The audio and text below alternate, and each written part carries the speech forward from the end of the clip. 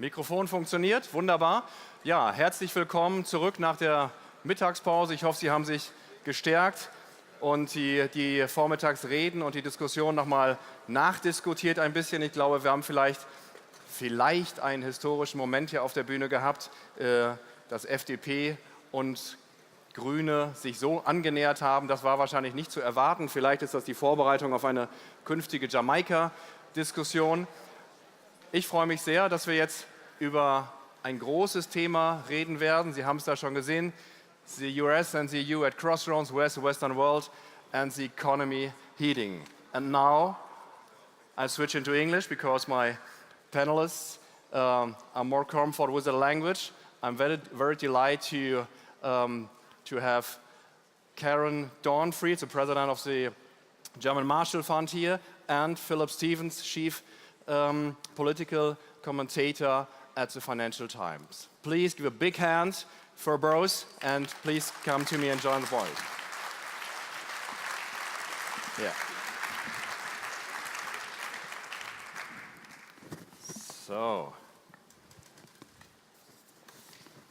So Karen, let's start with you.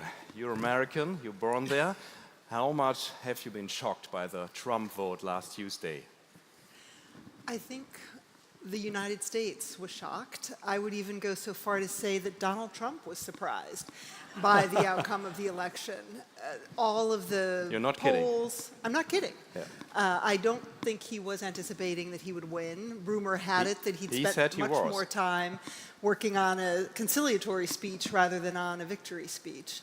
So I think the country was in shock. I'll give you a little vignette from Washington.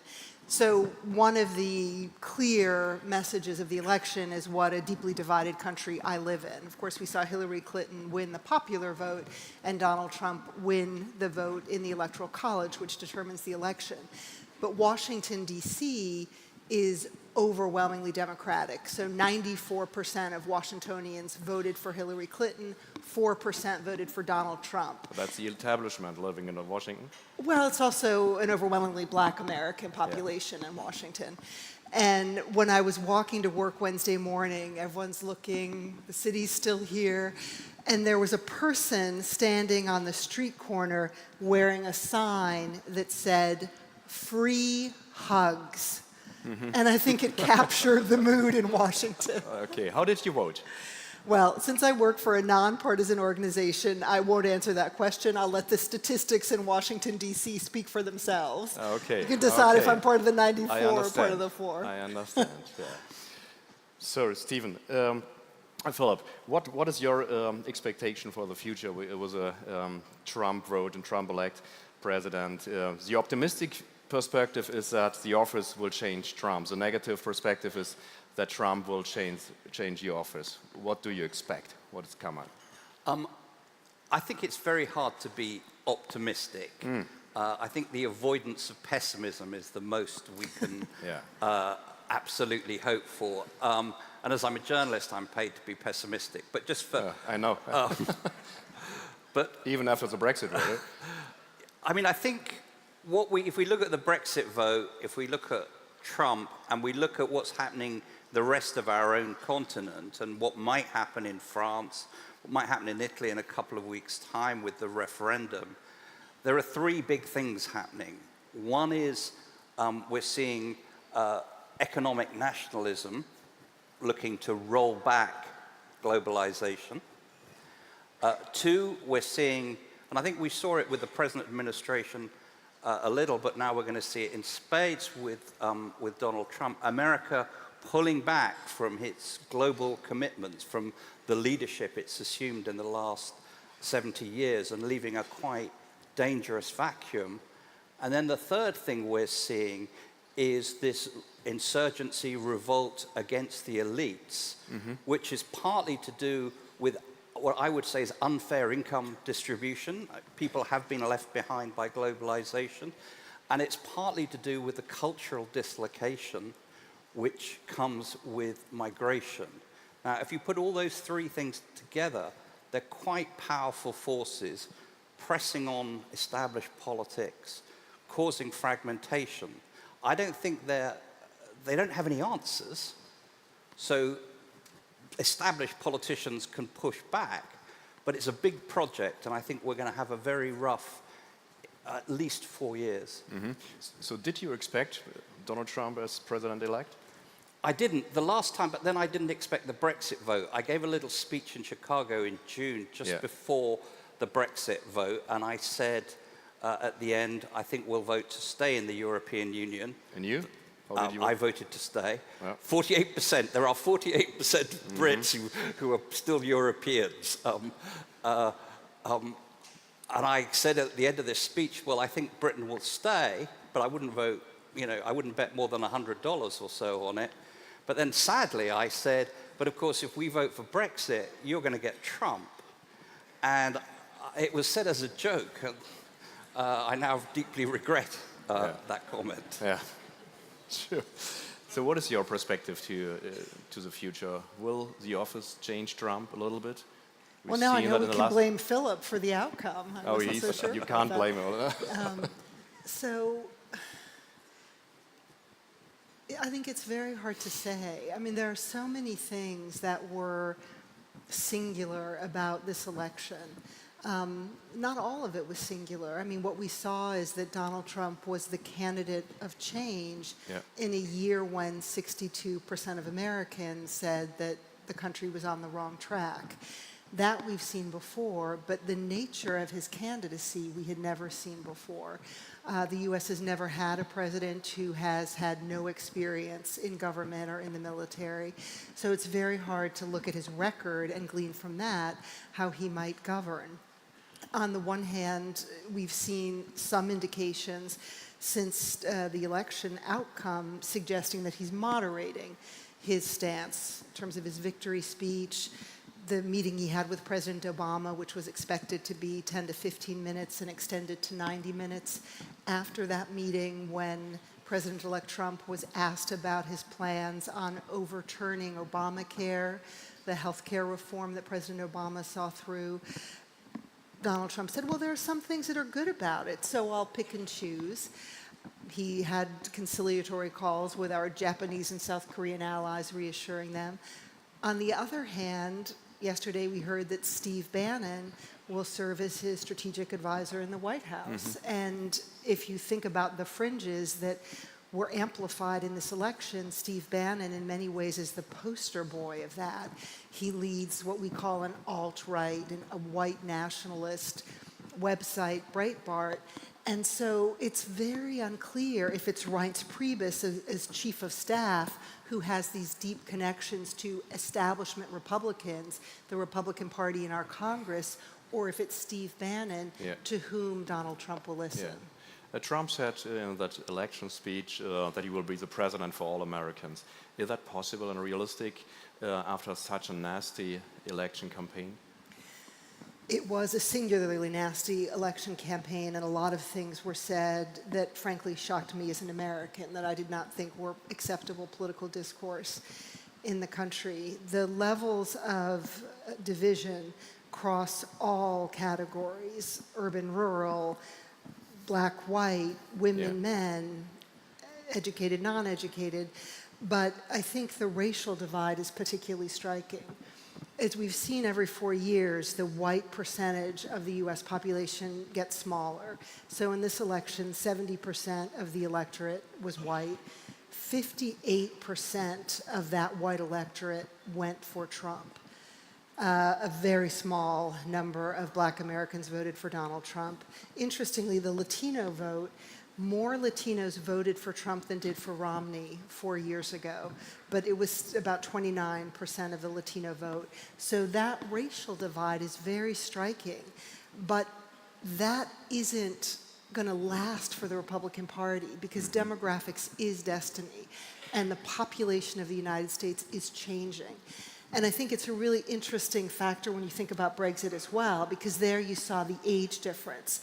Younger Britons wanting to stay in and older Britons wanting to leave. And so this question of how our populations changes, I think is going to be a really important one that will impact policy as well. Mm-hmm.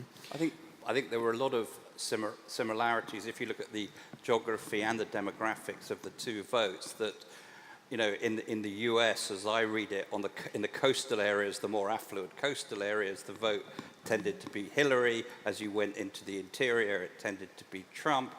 Older white groups voting for Trump, also for Brexit in poorer areas. But that to me says, in a way, it's reversible, but it also says that people like me who live in London, which voted overwhelmingly to stay in, we need to get out and see, someone said earlier, we need to get out and see the poorer areas of our country, the deindustrialized parts. But just on the question of Trump and can he be reined in, one of the things that worries me most is European security, our security here, because I was at the Munich Security Conference earlier this year, and in front of me at the lunch queue there was an American, I'm not sure if he was a 4-star or 5-star general, and I just sort of being a sort of impudent journalist, I sort of prodded him and said, hey, how are you going to feel when Trump's your commander-in-chief? And he looked at me and he said, it's going to be fine. And I sort of looked and said, how could it be fine? And he said, well, we're going to take out all the circuit boards before we give him the nuclear football.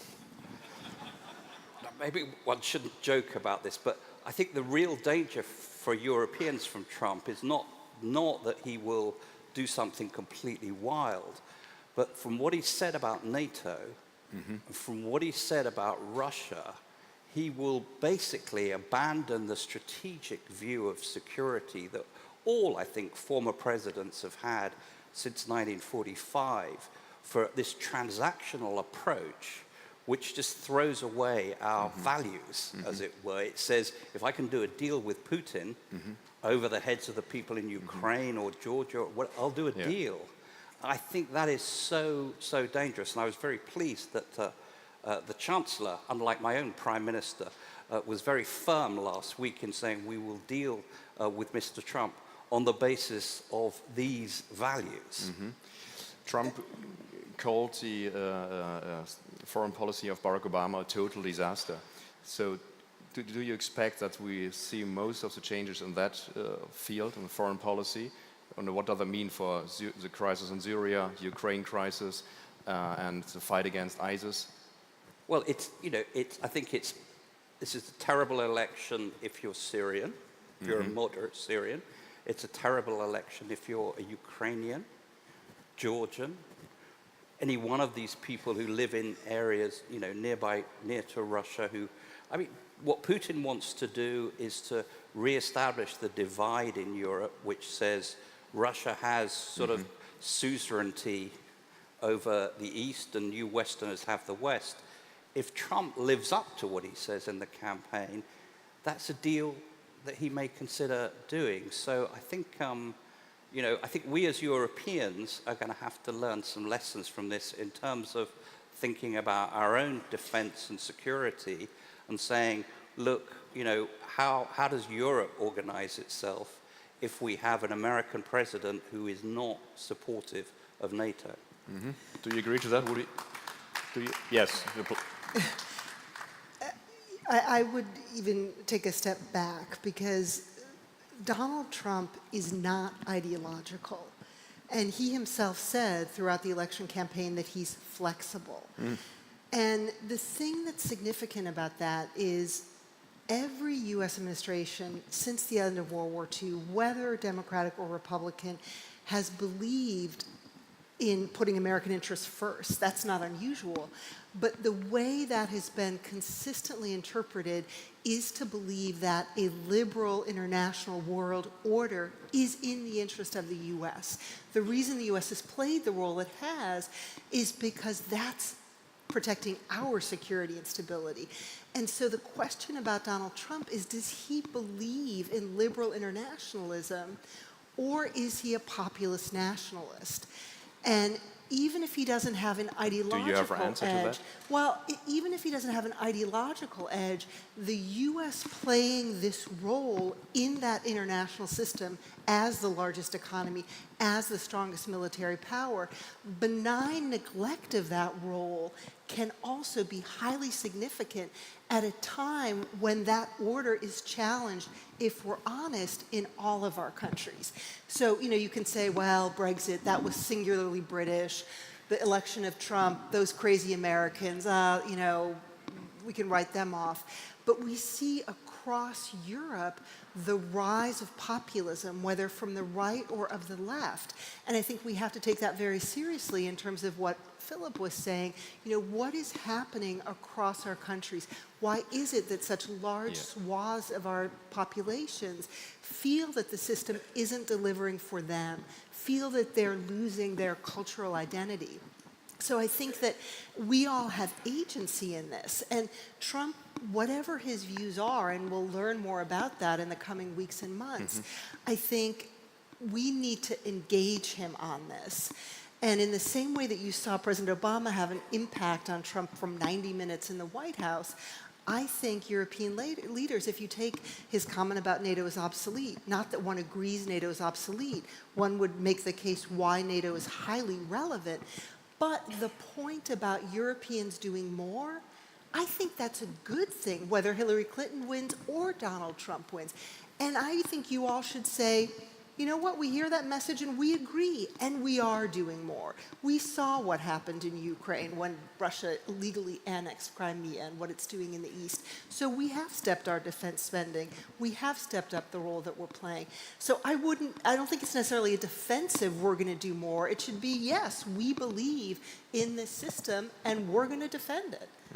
That sounds like a pretty optimistic perspective. And do you know that there was a phone call last night between Trump and Putin talking about the relationship between America and Russia and promising to renew that kind of relationship? What do you think about that? Do you feel that kind of friendship between both guys? I'm not sure I'm optimistic about the next 4 years. I think it's going to be incredibly messy, and I think it's going to be very significant in domestic political terms. Yeah. I mean, there are lots of aspects of that, but the U.S. Supreme Court, there's no question that Trump has a real opportunity to change the majority, not only by filling the Antonin Scalia seat, but there are several justices who are in their late 70s and early 80s that I think he will have the ability to fill those seats. So I think there's a lot that is going to happen in these 4 years that will be disconcerting in many ways.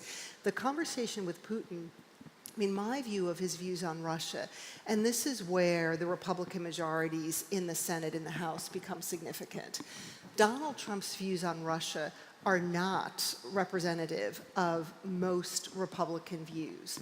Most Republicans are deeply concerned, not only about Russia, what Russia's been doing in Ukraine, but about Russian actions in Syria.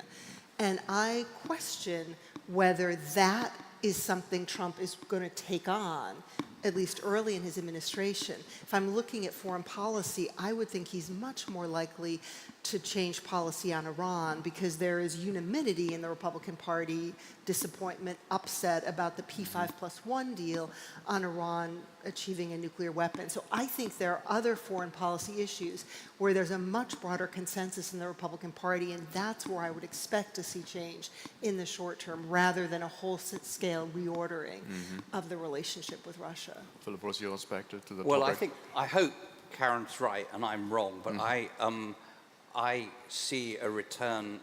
We've lived in, everyone in this room has been sort of brought up in an era of rules-based international relations, and because the US thought that it was in its own interest as well as the broader interest to implement those rules and to stand behind those rules. I fear we're moving to a world which is more like the 19th century than the second half of the 20th century, in which great power politics decides events. And I think Trump seems to me in that transactional mold. Let's do deals rather than think grand strategy. But Karen's right, of course, the dangers aren't just confined to Europe, sad to say. The unraveling of the Iran deal, if Trump does indeed try to do that, would create another divide between Europe and the US, because I'm pretty sure that most European governments would not roll back sanctions onto Iran. It would also encourage a return to the nuclear program, to the hardliners in Iran. We have problems too with what Mr. Trump said about the US in Asia Pacific, suggesting that, you know, the US security umbrella over Japan and South Korea could be pulled back. We have a North Korea that's developing a missile onto which to put a nuclear warhead. So I think the non-proliferation regime, which, you know, has been ragged at the edges, but we just about held together over the last couple of decades, looks endangered. And for me, the danger is it doesn't need Mr. Trump to say, look, I'm going to leave NATO or smash NATO or whatever. It just means for him to say, well, I don't really believe in it. And then Russia then knows, well, NATO is powerless. So there is, I'm afraid, I hope the world is robust enough, the other democracies are robust enough to withstand 4 years of Trump. I'd be a lot more worried if it turned out to be 8 years, but we are going to be going backwards, I think, in terms of geopolitical certainty and security for the next 4 years. And I think it'll be very significant who we see Trump appoint for the cabinet positions. You know, everyone in Washington is trying to imagine what kind of a president he would be. Is he going to be sort of a king or a queen where he sits atop government and lets his vice president, Mike Pence, essentially govern? The names that are being bandied about for Secretary of State, Secretary of Defense, National Security Advisor really run the gamut. So if you think about Secretary of State, it matters a whole lot if you have a John Bolton, a Mike Flynn, a Newt Gingrich in that position, or a Senator Corker, the current chairman of the Senate Foreign Relations Committee. We know that the Rudy Giulianis, the Chris Christies, the Newt Gingriches will be in his cabinet, but will they be Secretary of State, Secretary of Defense, those positions, or will they be Secretary of Commerce? So those are some of the clues we'll all be looking for in the coming weeks. Yeah. So let's switch to the trade topic. Trump has inspired millions of American workers with his anti-trade rhetoric. The Trans-Pacific Partnership is certainly dead. Will Trump really end free world trade? And if so, what will be the price of such an isolation? Well, we know that TPP is over. TTIP was, I think, always slightly doubtful, but that's not going to happen now. So the big question is whether we are going to stick with trade globalization as it stands, or are we going to start rolling back from our present position? I think the one very important decision for Mr. Trump will be China, where he said within 100 days he would declare China as a currency manipulator and retaliate. There are a lot of people, I think, again, in the Republican Party doing business in China.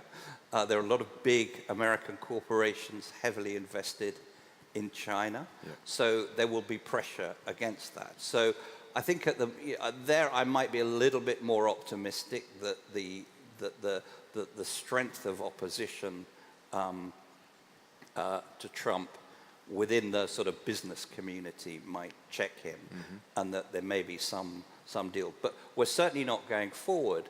And to be honest, one has to say, you know, in my own country, I don't think TTIP perhaps would have got through in my own country.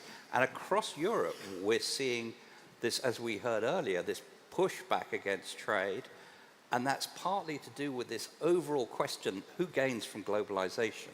Right. And until governments start persuading people that they gain, as well as people at the top, then we're not going to be able to do trade deals at all, I think.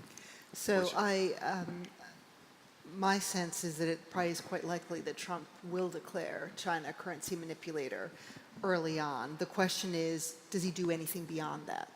Because he could stop a declaratory policy, which wouldn't cost the U.S. terribly much. I mean, the big question is, would he slap 35 or 45% tariffs on China? That's a trade war. And that's where I do think the Republican Party would work very hard to not have that happen. And I can't imagine Trump actually wants a trade war. I think the other trade issue to follow is NAFTA. I mean, he said on the campaign trail that he would rip up the North American Free Trade Agreement. That is an area where the U.S. president does have considerable power. I mean, in our system in general, there are checks and balances. But on NAFTA, all President Trump would need to do is notify Canada and Mexico, and then 6 months later, it's gone. So I think those are the two things to watch, because I agree, TPP and TTIP are not going anywhere. Mm-hmm. We see Trump, Brexit, AfD, Le Pen. We see a rise of populism around the world. We just talked about some of the reasons, like globalization and digitalization of the economy. How much do you fear more of that populism coming up in Europe especially? Well, in Europe, I think one's looking at two things in the immediate future. One, the referendum that Mr. Renzi's having in Italy at the beginning of December. That's not about populism, it's about constitutional reform, but it shows how unwise it is to have referendums in this sort of political mood. And if he was forced from office, the possibility of Beppe Grillo's five-star movement moving into government should send some shudders down spines. But of course, the big one is Marine Le Pen in France. I think the odds are still stacked pretty heavily against her. But we heard in the US election about all these firewalls, which Trump burnt down. So I don't think anyone could now say with utter conviction that she's definitely not going to win. I think that would, if she won, that that you're then asking questions, existential questions about the future of the European Union.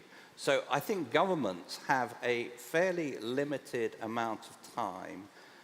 They can't fix things in a year or two, but they can signal with public policy that they're responding. And I think in areas like, as we heard earlier this morning, in areas like education, welfare, work programs, incomes of the poorest, governments in Europe have got to start reacting really quite quickly.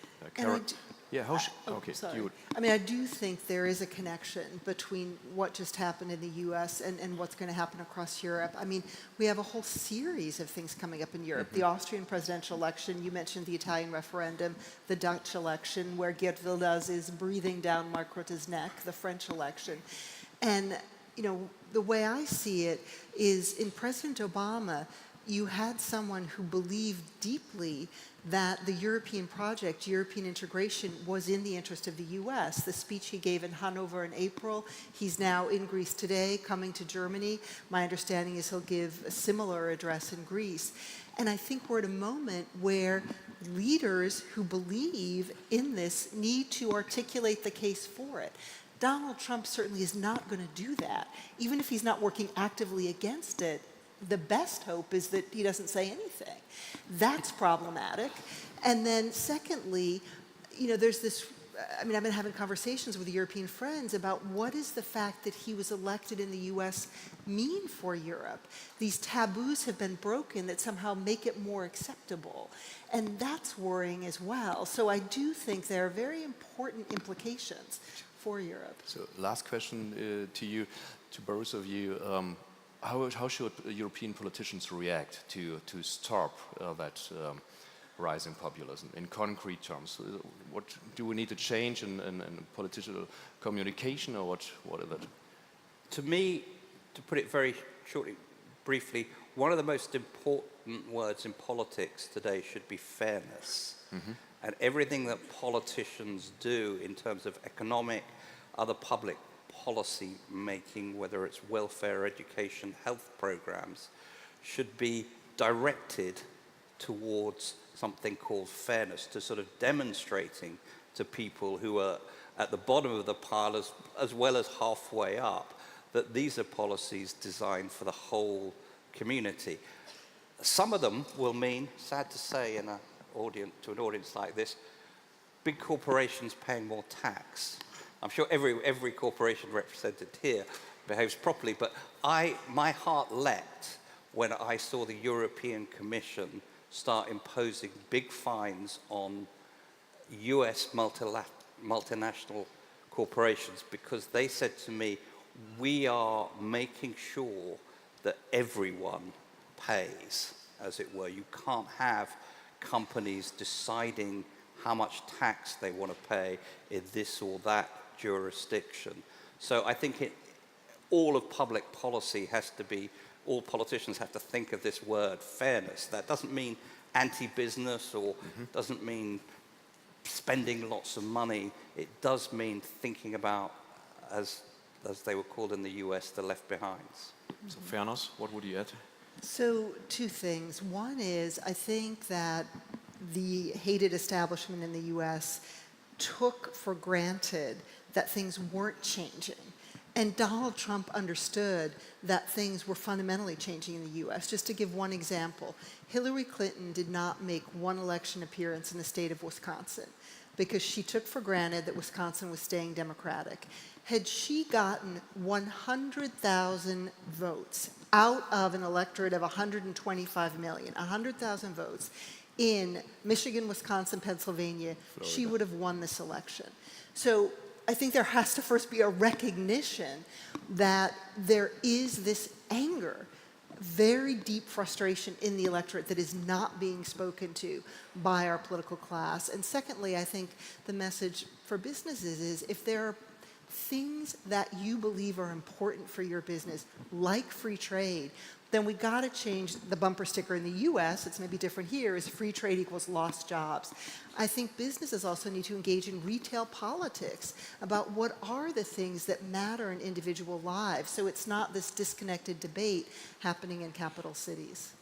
Thank you very much. I hope we won't import that kind of frustration to Germany and Europe again. So thank you very much, Karen and Philip, for that thoughtful and interesting discussion, and we go on. Thank you. Thank you, Sven. That's great. Thank you. That's great. So, we're moving.